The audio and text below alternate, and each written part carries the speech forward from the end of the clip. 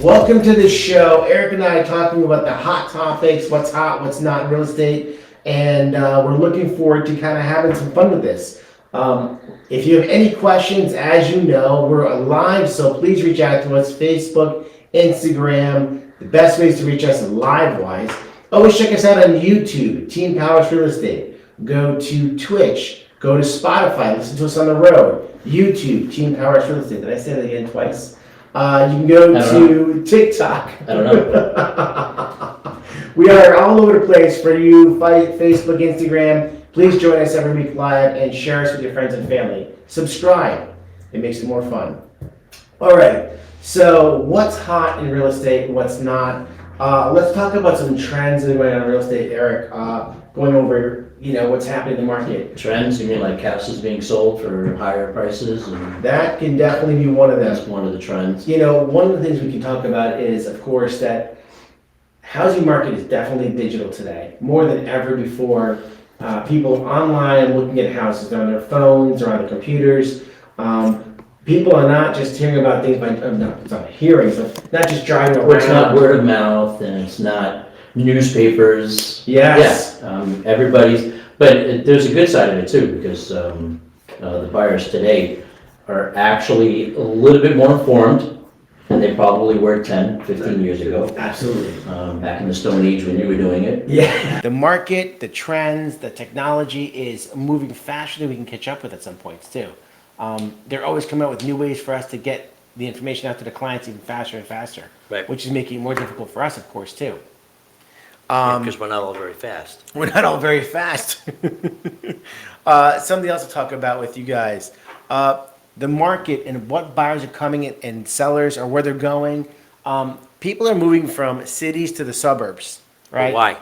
Why are they moving from the city to the suburbs? It's a great question. Well, so in my research, and I didn't think about this, and I probably should have, because it's very common sense, but Yeah. so many people were doing remote work, right? Absolutely, yes. So if you lived in New York, let's say, Yes. okay, and you wanted to get out of New York, Yes. but you found out that your company was going to work remote for an extended period of time, if not forever, because I know I've got a few clients who are now just working from home. That's Yeah. it. They never go into the office. You have to So- relocate completely. Well, you can relocate. So if you live in New York and you're thinking, okay, I can't move to Connecticut Yes. because I have to commute to, Client? no, Okay. Mike.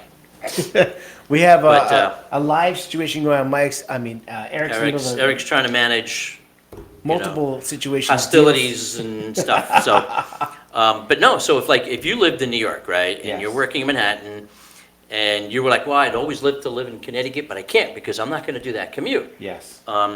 With the transition to this, to this remote work through COVID,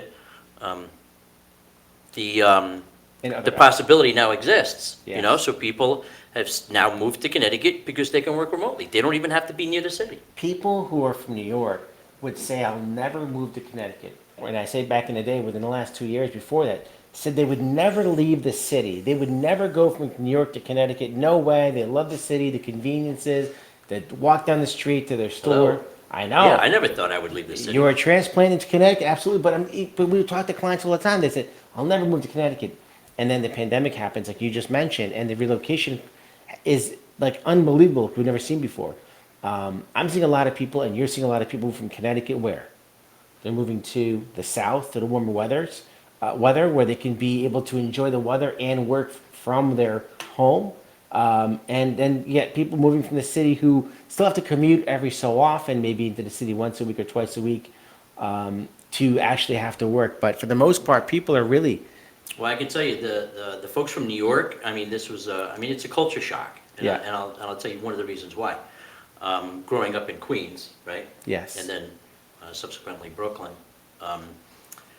Everything's within walking distance. That's so That's- convenient. That's not the case here in most of Connecticut. Sure, if you live in, Your mom would say, take your bike, go down and give me some eggs or some milk, or just walk. or just walk. Or you could just walk. I mean, Right. where I lived in Queens, I could hit 15 different types of ethnicity of restaurant That's true. within a 10, 15-minute walk, Wow. you know? Yeah. It's interesting you mentioned restaurants. The Connecticut restaurant industry is actually popping right now. A lot What is? the Connecticut restaurant industry Oh, is really hot because of the amount of New Yorkers coming into Connecticut. These restaurants in Connecticut have really seen a huge impact in the amount of people coming into our state. And the restaurants as you're walking into, you're noticing that they're more and more packed. They of course are taking a. They're very happy. They're just suffering with needing to hire more people. Part of that, though, is folks are coming out more. Well, So folks are in Connecticut they're coming cabin out. fever, they've been Absolutely. locked up for 2 years, and they've avoided going to restaurants, they've been doing, DoorDash and all this other stuff. Yes. Contactless delivery, and Yep. now they're like, oh my God, I can't wait to go back to I Starbucks. need to get out. And they've got a little nest egg saved up too, because all the money that they didn't spend going to restaurants. That's a So good now it's point. like, hey, we can eat out 3 times a week That's now a for very the next good, year. a very good point. So a lot Yeah. of Connecticut people finally getting out, but then you have these New Yorkers who are coming out to Connecticut restaurants, and the restaurants are packed. I mean, I went out to a steakhouse, it was packed. I went out to Italian, it was packed. I went out to your basic, mom and pop little delis, they're packed. And it's a great thing to see that Connecticut is really starting to take advantage of all this opportunity because they've been taking a hit so long for the last 2 years. So it's good to see this happening. So the relocation, the suburbs to the cities to the suburb moves has definitely made a big thing for Connecticut. And also people who are coming to the city to Connecticut, it's also about the school systems too. The schools in Yep. Connecticut are thriving with the education level over here that we offer in Connecticut for parents and kids.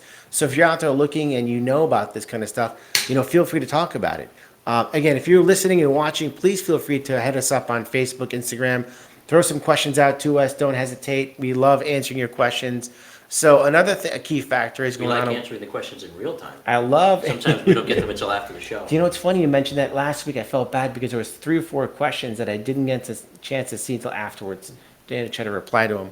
So let's talk about Sunbelt's popularity continues to rise. So just talking about that, people are moving from the north of America to the south in record numbers.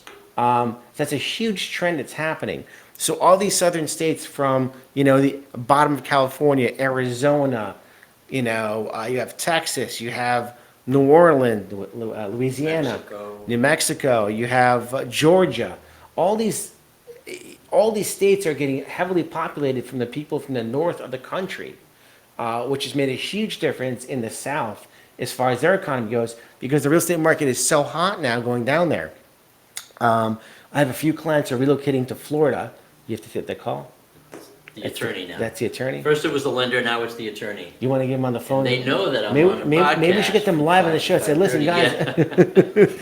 I don't want to reveal anything terrible. I'm going to read this. The Sun Belt is the swath of the U.S. that stretches from California to North Carolina and encompasses 18 southern states in between. Approximately 75% of the country's population growth in the past 10 years has been concentrated in the Sun Belt states. In addition to its appeal to the retired set, the region is also becoming increasingly more attractive to younger professionals due to the But you're lower pointing at me, I'm taxes. not younger or professional. Due to the lower taxes and more affordable housing prices and rent. Well, the taxes are definitely much less in the south than they are up north, and that's another In thing. some states, yes, and you also have some states that don't have a state tax. like Right. Florida, Yes, Which which is a huge avenue for your pocket financially, much more. point it to yourself. I'm Was pointing that to- your goal for Florida? Eventually, we'll be in Florida one day. Absolutely, I think we're all going to be in Florida one day. Eventually, I think Florida is going to be a country, not even just a state. Of the amount of people moving into it. As a matter of fact, in Florida, the north, which has been mostly undeveloped, is actually becoming more and more developed as we see growing and growing and growing. Let's see. Additionally, even the biggest Sun Belt cities offer more space compared to the U.S. metro areas such as New York. Just mentioning that out loud with you.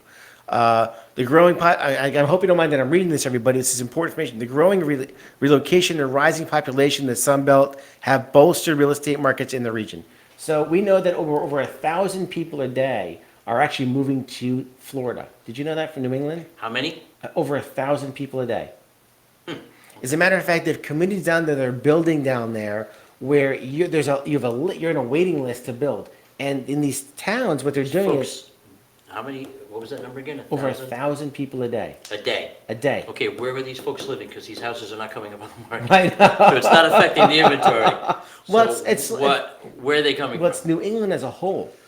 So that covers a few states, of course, obviously. Oh, New England. New Okay, England, yeah. So all for right. New England, it's 1,000 people a day coming to Florida. I'm so Connecticut centric. That's You know, fair. I'm thinking you said Connecticut, because like, no, We not this need- Connecticut. It's going to happen though, because the housing market is starting to open up a little bit. We've seen more inventory come to the market since the last few months. Would you agree? Oh, yeah.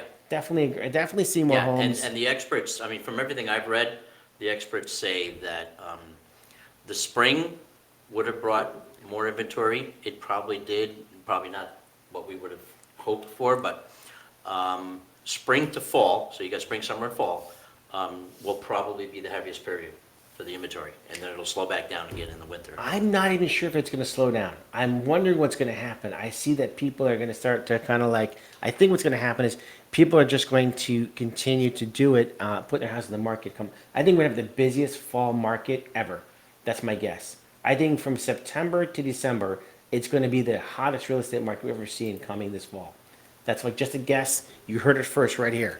And if he's wrong, And if he's wrong, his number is 203. 671. Anytime you want to call, ask questions, or, just kind of give me an earful. I'm always up for that. Number 4 is single-family housing demand creates shortages. Just talked about that, right? So the single-family market, which is crazy, and we're having all these shortages over here, migration from cities to suburbs is resulting in growing buyer demand for single-family homes. They show a graph over here from 2015, right, where they were at 400, and you're showing over here now at about 1,100 homes sold. Wow, that's unbelievable. Single-family homes. Well, I also read, so that's about single-family homes, but there are folks who you just can't get a single-family home. That's And true. it's not about the amount of money only. Yes. It's the fallback is like when we would, in one of our previous ones, we were like, if you wanted to be in this town, but you couldn't get anything in that town, you went to one of the surrounding towns. Absolutely. One of the articles I read is that condos are now increasingly popular because So popular. they're, Absolutely. they're the fallback. If I can't get the house, And it's more reasonable to buy a condo than it is to buy a house, reasonable. cost-wise. Okay. The price of a condo is typically less expensive than a house. Granted, you do have condo fees, but those are very convenient to have. You don't have to maintain outside You property. don't have to cut grass. And New Yorkers are not used to New taking care Yorkers of the don't know what property. grass is. Right. So, We go to Central Park to see grass. so a condo, if you're looking to sell a condo, this is the best time to do it. We've seen a dramatic charge in the want for condos in the market. So, and this is again across the board, as opposed to renting, where there's almost no inventory for renters. These apartment complexes that are around the local towns, they're jammed. They have nothing available. And as a matter of fact, what's happening is if you're a tenant, you're probably paying less money than what they could be getting if someone else takes your place.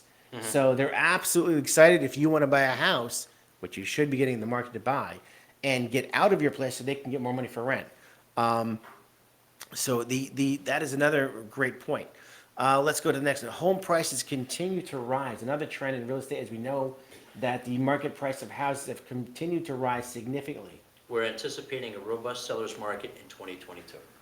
So, This is going to happen. but Well- what are they, seller's market indicates that it's just going to be favorable to the seller. It's only been favorable for the sellers. As a matter of fact, the buyers, do you know what at the end of the day is? The buyers, whatever they're going to pay for a house, if they're going to be in a house 10 years or longer, they're going to be all right. Because at the end of the day, if they were renting, the amount of money they would burn through Over 10 years. Over 10 with years. Nothing, to show for it. yeah. And then the rates, which are higher now, they're all going to drop in the next 5 years probably. So what's going to happen, if you can afford a house now, and let's just say your payment today is going to be $2,500 a month, when that rate drops from 5.65, it's going to go down to, let's say, 3.5%.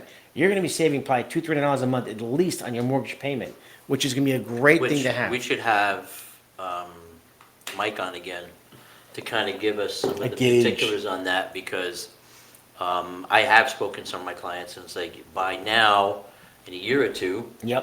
Refinance. Absolutely, To get yes. the payment back down, but get into the house that you want now and kind of ride it out. Yep. You know? Let's talk about something else that's in the trends. Mortgage rates. Oh, this is interesting. Mortgage rates drop. Interesting. Let's read about this. Homeowners were spurred by the record low mortgage rates in 2020. That is very true. According to some sources, mortgage rates hit a 50-year low in 2020. Mortgage rates were already on the decline, okay? So in 2020, 2019, I mean, the rates were low. We know that. They peaked out at 4.94, okay? But at the beginning of 2021, the rates were as low as 2.65%. And of course, now have gone much. This caused a spike in mortgage applications, which reached a 10-month high in the beginning of 2021.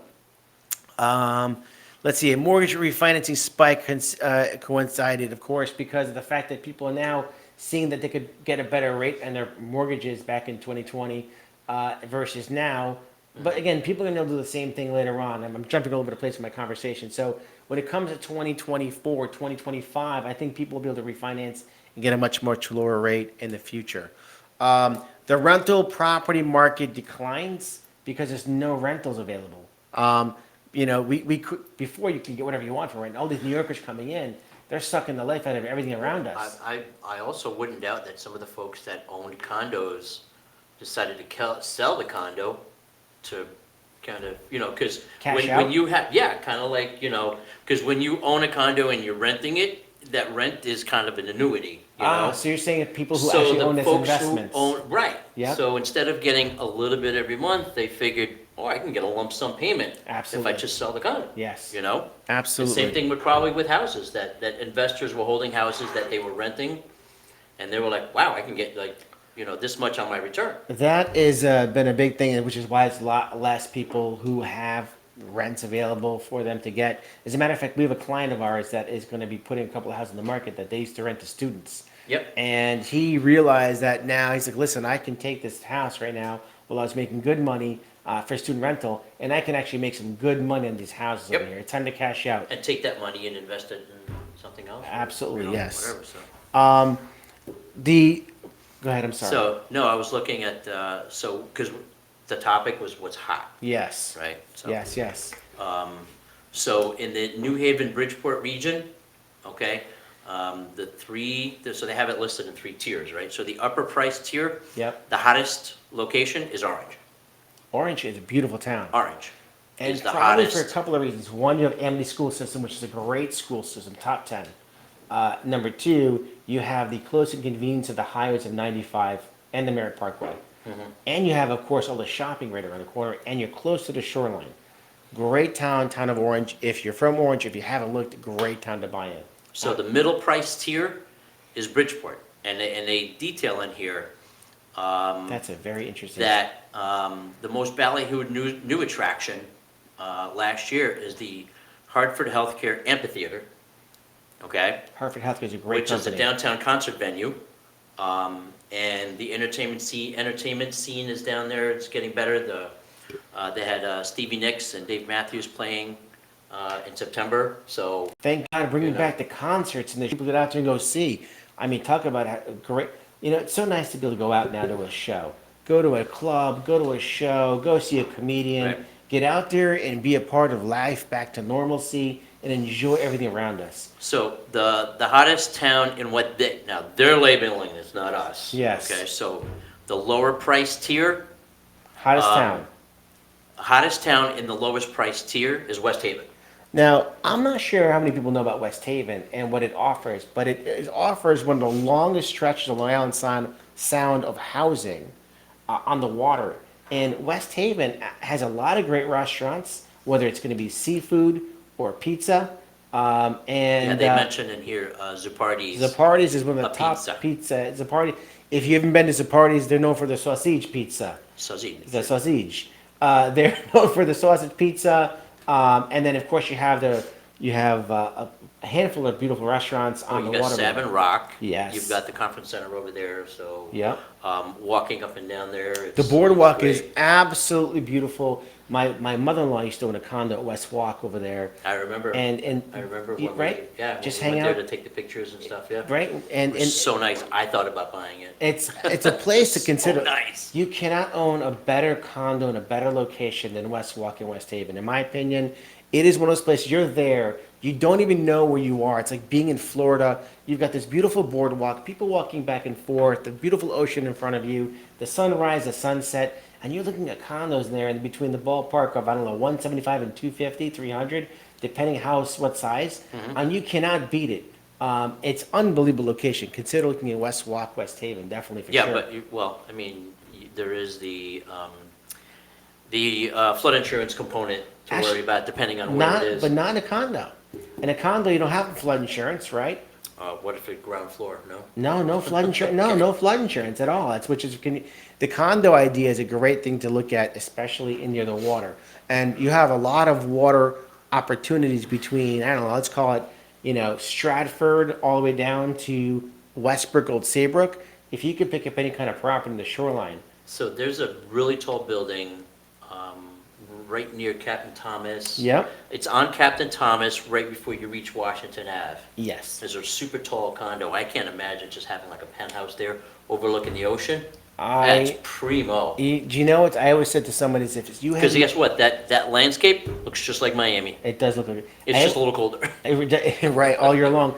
I always said if someone had enough money to go in and just buy all that property up and throw in some beautiful apartment buildings or condos over there, it would look literally like downtown Miami. It would look. I mean, granted, when you drive Let's do it. through West Haven, it's a little different in some parts of it. West Shore is a beautiful area though.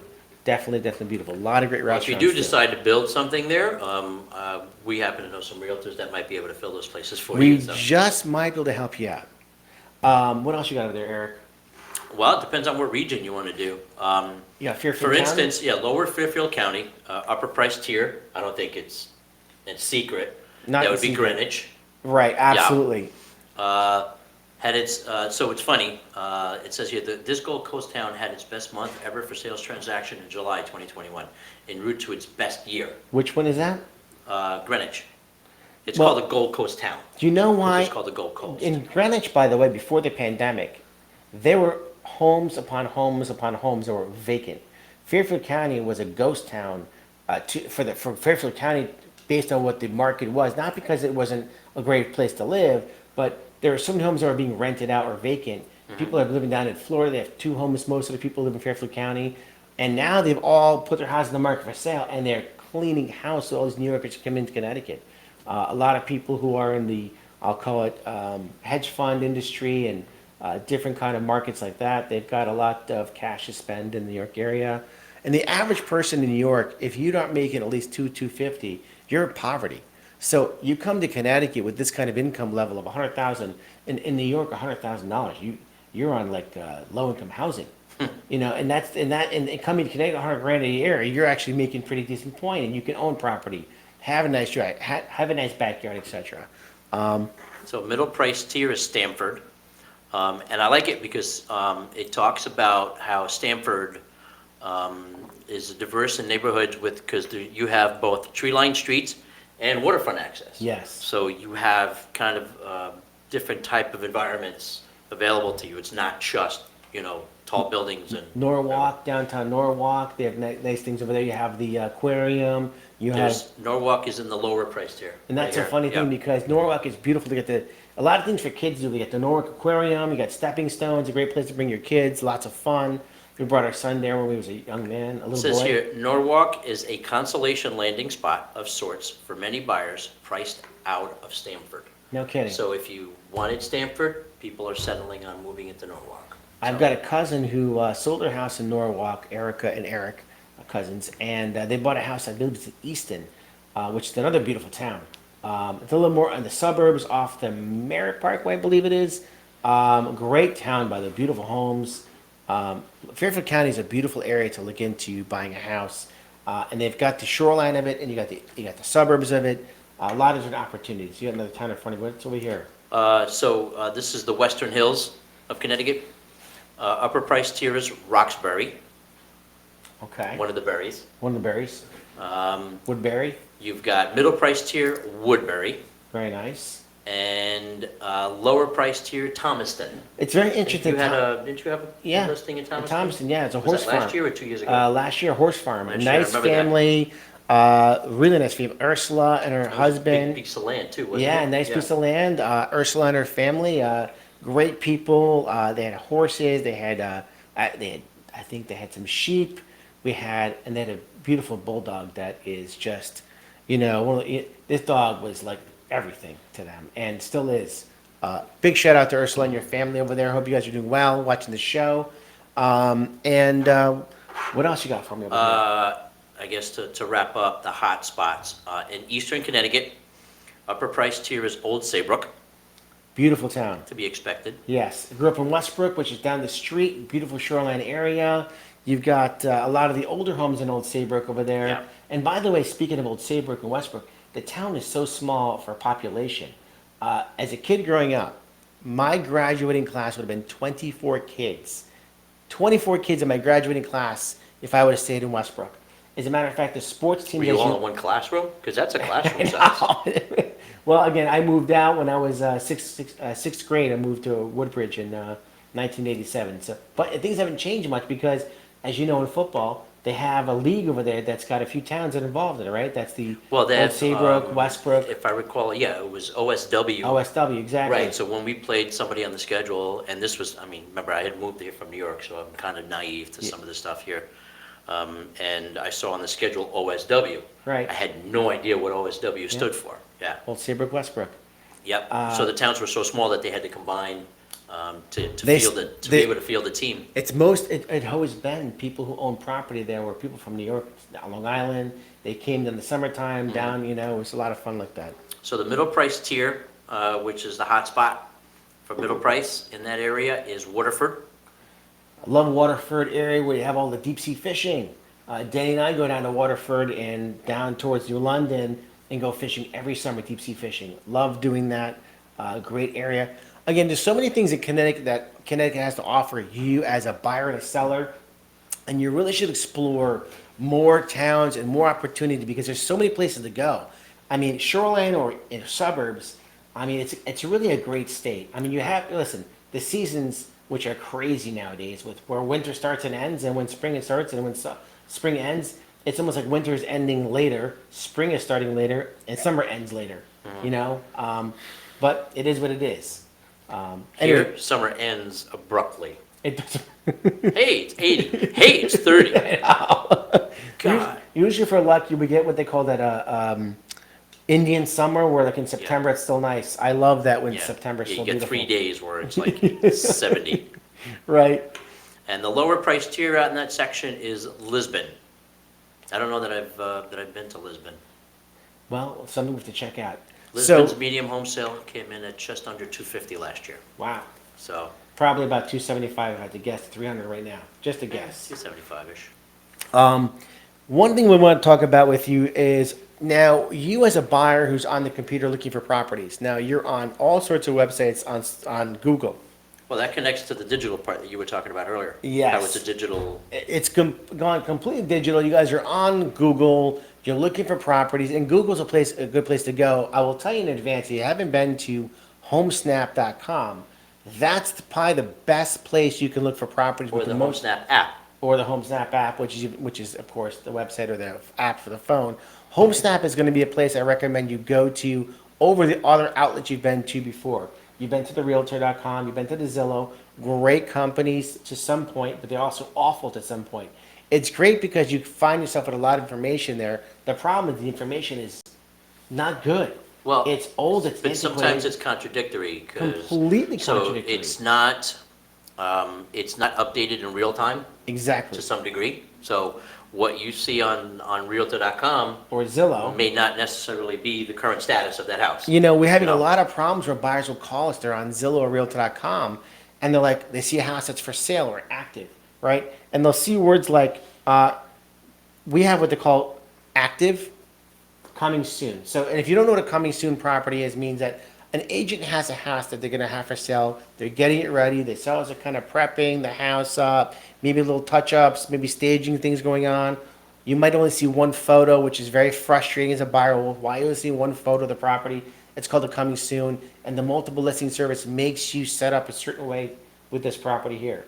The challenge is when you're a buyer out there looking at these websites, you don't know what coming soon is. You're trying to get into this house, and you're calling your realtor. You also don't know, so coming soon, it could be on coming soon for a day or two. It could It be could on be for on coming 2 soon for weeks, 2 weeks. which is insane. In my opinion, I'm not a really big fan of coming soon, because here's the problem with coming soon. If it's been on the market, you see it for 2 weeks, it's almost like it's not exciting anymore. Or their anticipation is so high, when they get to the house, they're disappointed. Well, for 2 weeks, and I'm not criticizing, somebody for doing it for 2 weeks. If they did it for 2 weeks, there's probably a reason for that. I'll criticize. Be it a good reason or a bad reason. But how many houses went active and sold in the time that Right. you were listed as coming soon? Absolutely. So that's the only thing that I can see as a drawback. I like the coming soon. I've done it A day or with, two, with my yes. last several listings. Because for me, it gives them the heads up in advance. So like if we're gonna go live with a listing on a Friday, right? Yes, So it's gonna go live Friday morning, okay? In anticipation of a very busy weekend. yes. Okay?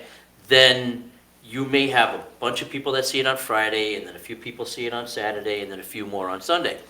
But if you put it on coming soon on Wednesday, they now know, okay, in 2 days, honey, this is what we're doing. And, We're going to Westbrook or Saybrook or whatever yes, on Friday, because this thing's going live. So psychologically, with the way the market is, I would imagine most people's like, I want that advance notice. I don't want to find out the day it opens because I can't plan around that. I agree with you 100%. Everybody wants to see it the day it opens, Yes, because they want to be able to write that offer up and get it in as soon as possible. 100%. You give them a 2-day head start. Yes. They're like, okay, write up the offer now, Dave. Okay, have it ready. Right, When we right. see you Friday at the Yes. house, we will sign it. Okay, we'll give you a check. Yes. A deposit check, and just hand it to the agent as you walk in the door. And that's You know? the great way to do it, as long as, like you said, 2 days before. And that's the way it Yeah, should 1 be. or 2 days. It Just, should not be a coming soon property. Get this cup out of my way over here. It should not be a coming soon property for a week or longer. That to me is just insane. They're not right for the buyer to have that in their eyes, and it's no, not but right. it may be the seller that's asked for that too, so. So we as realtors need to make sure the sellers understand that putting a week in advance notice for your house for sale is not a benefit by no means. As a matter of fact, it's frustrating to the buyers when they see that coming soon. Speaking of that, so after coming soon, you have contingent, right? What does contingent mean? That means that the seller has accepted an offer.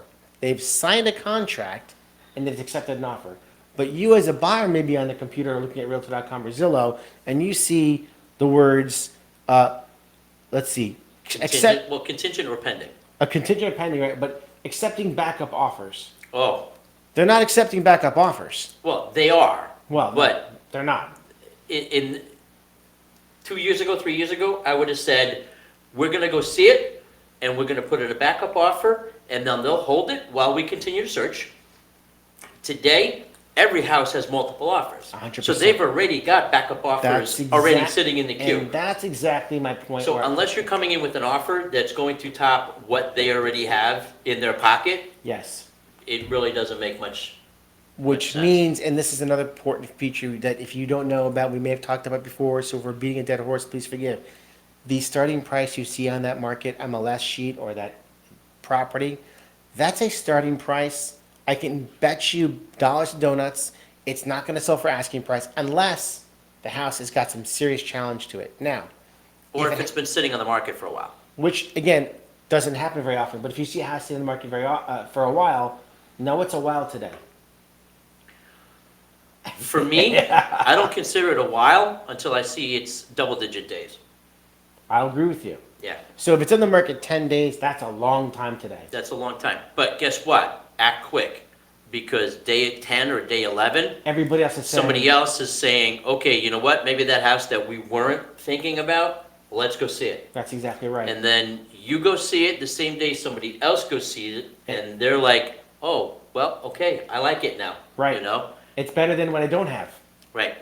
Absolutely agree with you. So when you're on these websites, again, let's go back to the HomeSnap app, homesnap.com.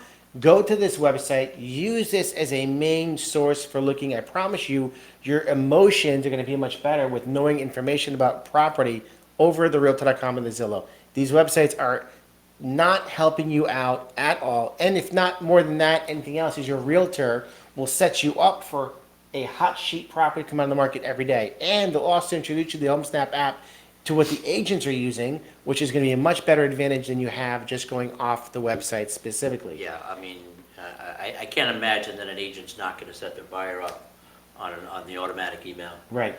We'll explain the automatic email to you if you call us, we'll tell you what Why don't that you just is. give them a little preview what the automatic email, explain to them what the automatic email Well, is. the value of an automatic email is, so let's say, and I'm not gonna go into great detail, about the house, but let's say you wanna buy a house for $250,000, right? Or your price range is between 2 and 250. Yes. So your agent says, okay, show me all the houses in the town, we'll just use a fictitious town here, Water Moccasin, right? So, okay, I wanna live in the town Water Moccasin, and I can spend 200 to 250, okay? So the agent goes in and says, okay, show me all the houses between 2 and 250, we're not talking about bedrooms or bathrooms or anything like that. Yes. 2 and 250 in Water Moccasin Town, okay? Every time I say, are you gonna laugh every time I say love Water it. Moccasin Town? I'm definitely Water Okay, Moccasin I Town. almost said Waterford, but I got stuck. So what happens is you're gonna get an initial email, and it's all the houses that are currently in the market Yep. in Water Moccasin Town, Yes. okay? Well, Water Moccasin Town was something different before, but now it's Water Moccasin Town. So that initial email has the 10 homes, let's say, that are for sale in Water Moccasin Town, okay? The value is in the subsequent emails, because when a house opens up between 2 and 250 in that town, Yes. Water Moccasin Town, Yes. okay? I'm gonna keep saying Water Moccasin Town.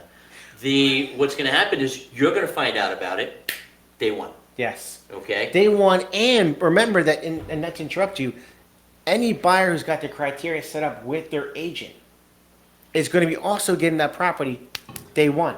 Yep, So know that you're not the only one, but your eyes are on it first as a buyer. and listen, there are buyers that are out there that don't have those auto emails set up. It's amazing. For to me. whatever reason, they don't, hey, Because you know what, I'm not gonna. Because no, they think that these websites like Zillow and Realtor.com, and I'm saying this to you sincerely, No, but I'm talking about folks that are working with agents that don't have that email set up. then you're working with the wrong agent. If your agent does not Yes. have you set up an auto email, you should say to yourself, okay, who am I working with and how are they going to help me out? Because I'm not going to know what's going on. And if you tell me that you don't have email, then you have a phone. And if you have a phone, you have the ability to put this app on your phone. If you don't have email, so we have the option of having the email CC to us, Yes. okay? So we will get carbon copied on that email. If you don't have email, I will get the email, I will see the email, and I will text it to you. Right. If That's you a don't have email. They Or I also- will call you and say, hey, listen, Did you see this property? yep. Did you see this hot property come on the market that's just perfect for you? All right. So. In the newspaper, Water Moccasin Town. You Yes. You know what? There's going to be a town one day called Water Moccasin Town, and it's going to be an awesome town to live in. It is. All right, so we have the contingent, we have the pending, and then we have under contract. So what's the difference between contingent, pending, and under contract? All right, so contingent means sold. Pending means also sold. And under contract also means sold. All three are signed contracts. The difference typically is a contingent offer is signed without a deposit check that's been delivered to the listing agent. So therefore, it's not under contract or pending sale yet. Once they receive a check in hand, it's now considered a pending sale, which means that it's on the way to closing or on the way to the process of inspection, if you're doing one today, and appraisal, if you're having one of those done. And most buyers today are waiving these things here to get properties. They're waiving inspections, they're waiving appraisals. Well, what does that mean? So if you're gonna waive an inspection, a couple things I'm gonna tell you about. There's some pros and cons. The cons are, you wanna make sure you know as much about this property as possible. So it's very important to work with a realtor who is extremely knowledgeable, who can walk through a house, identify certain things about a house to make you feel more comfortable. I also recommend that if you have a well or a septic in a purchase, that you absolutely do an inspection on a well and septic, and you can put your offer in subject to well and septic, or inspection for informational purposes only, that you're gonna do an inspection just to feel comfortable that you're with the purchase of this house here. There's a lot of other things you can do when strategy comes to play that Eric and I will talk to you about one-on-one in person, because we've been doing this for so long, and there's ways to help you with advantages as a buyer and not lose a deal and feel freaked out about buying a house. Is that fair and reasonable? All right. So we have active, we have coming soon, we know contingent, pending, and under contract are all three mean under contract. Now, when you're on Zillow or Realtor.com, you might see, I guess we just talked about, that it's accepting backup offers. They're not. They already have them. It's too late. Move on. Let's find you another house, another town, another option. Fair and reasonable? All right. And then, of course, we have closed properties. Now, a lot of times you're going to find these websites out there that a house is still showing even active and it's closed already. Talk about frustrating for a buyer. And this is another reason why these websites are not, when you're ready to go and buy a house, you want an agent working for you. It's a professional. Do your research on your agents. There are a lot of great agents out there, and there's some unfortunately really poor ones. If you have somebody who's brand new to the business, this is the most important financial decision in your life. The biggest investment you're going to make.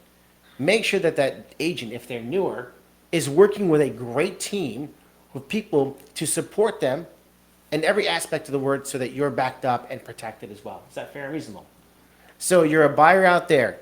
Make sure to do research on your buyers' agents. Look them up. Read reviews about them. See what other people have to say about working with them. Go to Google. Go to Yelp. It's a great place to look at people up as realtors. Look and see what other people have to say about selling property. If you're selling a house, do your research. Look up the realtors. If they're on a team, look up the team. Read what they have to say about them. Protect yourself. It's the most important financial decision of your life in selling and buying a house in the best real estate market. So do your research. You know, Eric and I are here for you day by day, week by week, and our team is excited to do this with you every week and have our podcast here. We have a lot of fun If you together. don't like Dave or I, you can call one of our teammates. We have a lot of great Absolutely. agents on our team. We have Jean-Max. We have Gary Monroe.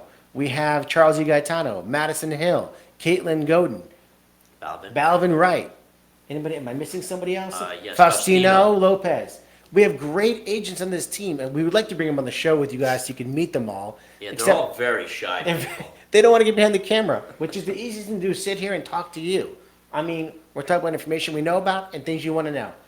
Jonathan, before we end the show tonight, are there anybody who has any questions at all through Facebook or an Instagram? Did you Anybody out mention the there? color coding on that stuff, by the way? I didn't mention the color coding. So on the websites, sometimes you'll see a dot Yes. next to it. Sometimes the dots are green for good, Yes.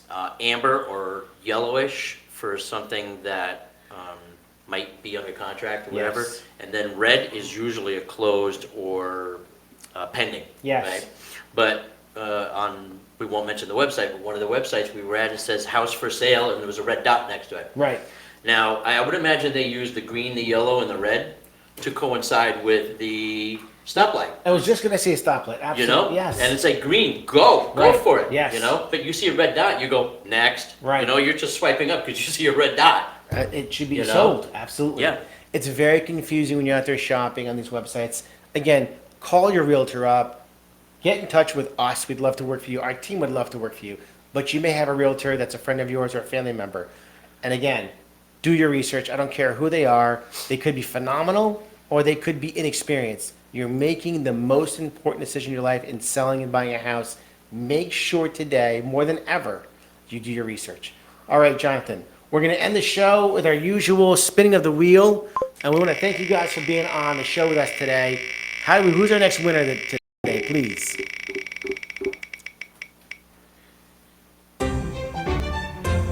Didush Balloons from Instagram. _balloons from Instagram. Thank you so much for watching and joining us here, guys, every week. Next week, we have a special guest.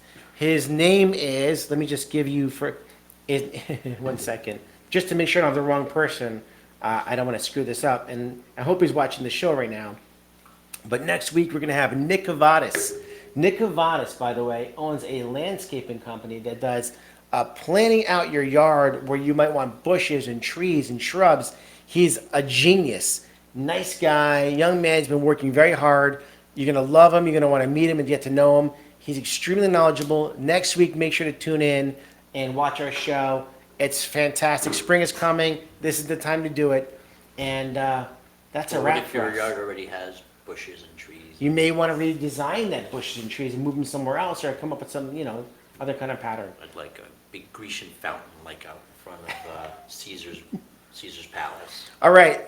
On that note, a beautiful Grecian Well, it's statue. not Grecian, because Caesar's not Greek. So you know what I mean?